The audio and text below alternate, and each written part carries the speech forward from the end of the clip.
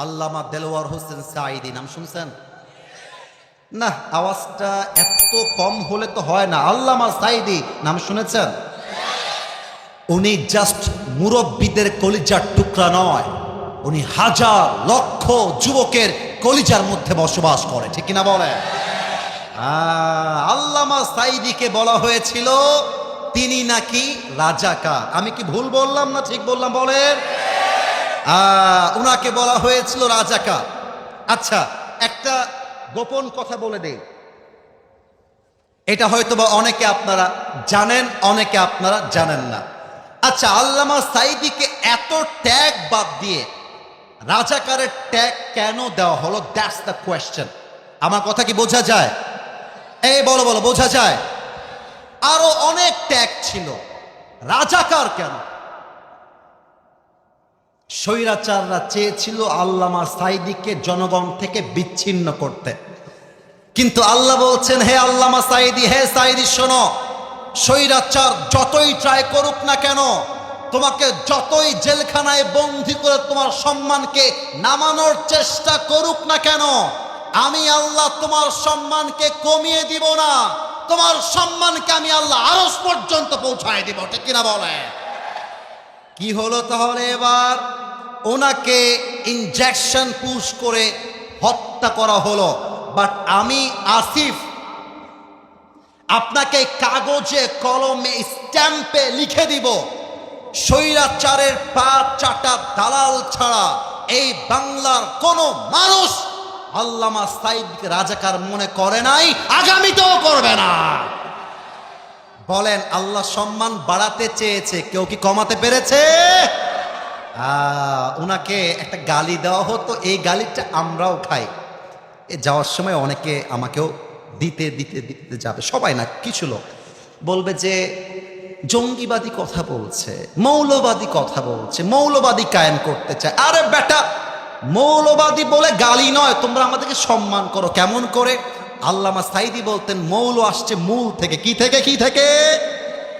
আর একবার জোরে, মৌল আসছে কি থেকে? মূল মানে কোরআন, মূল মানে হাদিস, মূল মানে আল্লাহ তাআলা, মূল মানে হিজ লাস্ট মেসেঞ্জার মুহাম্মদ সাল্লাল্লাহু আলাইহি ওয়াসাল্লাম। আল্লামা সাঈদী বলতেন আমরা হলাম মূলে আছি গাছের গোড়ায়।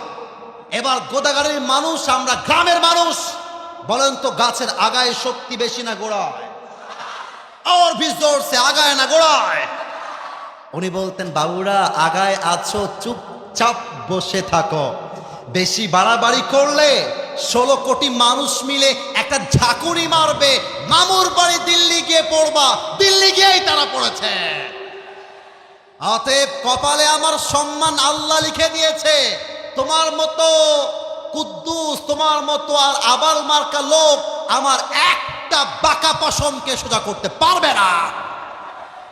ডক্টর মিজানুর রহমান আজহারী, নামটা নতুন শুনলেন মনে হচ্ছে? চাঁপাইনবাবগঞ্জে আসছিল না? এটা চাপায়ের মাটি, এটা গোদাগাড়ির মাটি। আমার তো মনে হয় গোদাগাড়ির প্রত্যেকটা যুবক সেই দিন আজহারীর মাহফিল শুনতে গিয়েছিল।